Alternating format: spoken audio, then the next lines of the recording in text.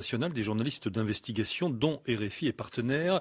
715 000 dossiers confidentiels ont été publiés hier, s'exclame le quotidien aujourd'hui au Burkina, mettant en exergue 450 sociétés éparpillées dans 41 pays, toutes appartenant à la fratrie Dos Santos, tout particulièrement à Isabelle et à son époux Syndicat Dokolo.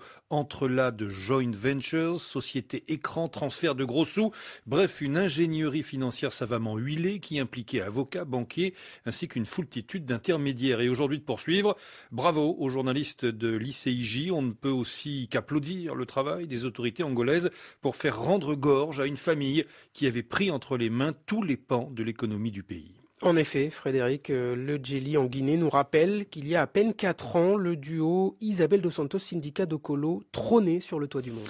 À l'époque, Isabelle Dos Santos, la femme la plus riche d'Afrique, à la tête d'une fortune de plus de 3 milliards de dollars, alors qu'elle n'a pas encore 45 ans, ne s'imagine pas que le déclin de son empire est proche. Le coup de semonce arrive pourtant plus tôt que prévu en septembre 2017 avec l'élection de João Lourenço, le successeur d'Eduardo Dos Santos, qui aura régné sur l'Angola près de 40 ans durant. Héritant d'un pays moins faste qu'il ne l'avait été quelques années plus tôt, Lourenço ne peut pas faire dans le sentimentalisme, pointe le Djeli. Obligé de séduire les partenaires occidentaux, le nouveau président angolais fait le ménage et c'est le clan Dos Santos qui en fait les frais. En effet, dès mars 2018, José Filemínio Dos Santos, l'un des fils de l'ex-président et surtout patron du fonds souverain angolais, est inculpé pour détournement et placé en prison. Sa demi-sœur Isabelle, elle, est d'abord lestée de ses responsabilités à la Sonangol, la société nationale de pétrole, puis accusée d'avoir détourné pas moins d'1 milliard de dollars.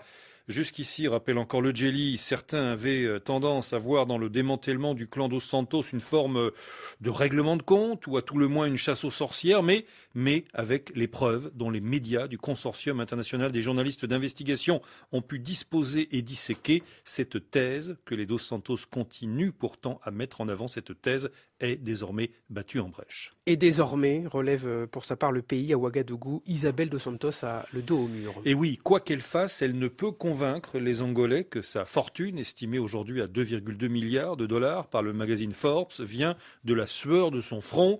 L'ex-patronne de la société pétrolière Sonangol, qui rêve d'un destin national dans son pays, voit ainsi son image ternie. Et cela doit servir de leçon à tous les dirigeants qui pensent que le pouvoir d'État est une affaire de famille, s'exclame le journal. C'est dire, affirme encore le pays, si tous les filles et fils à papa comme Denis Christel Sassou Nguesso, Nguema Fils et autres doivent sans cesse s'inscrire dans la logique de la gouvernance vertueuse, au risque de se voir rattrapés par leur passé lorsque leurs pères ne seront plus au pouvoir. Et le point Afrique, Frédéric, de relever qu'Isabelle Dos Santos devra rendre des comptes. Accusée de corruption active et de détournement de fonds publics, elle est plus que jamais dans la ligne de mire de la justice angolaise. Nous utiliserons tous les moyens possibles et nous activerons tous les mécanismes internationaux pour la ramener dans le pays, a récemment déclaré le procureur général Helder Pitra Gross. Mes services ont demandé le soutien international du Portugal, de Dubaï et d'autres pays, a-t-il poursuivi. Le Portugal et Dubaï, les deux pays où Isabelle Dos Santos partage son temps. Ce mardi, d'autres révélations sont publiées par l'ICIJ qui porte cette fois sur Syndicat Dokolo, l'époux de la femme la plus riche d'Afrique, qui apparaît comme le dirigeant d'une myriade de sociétés offshore soupçonnées d'avoir bénéficié de fonds publics. Elle et son époux risquent désormais de lourdes peines de prison en Angola.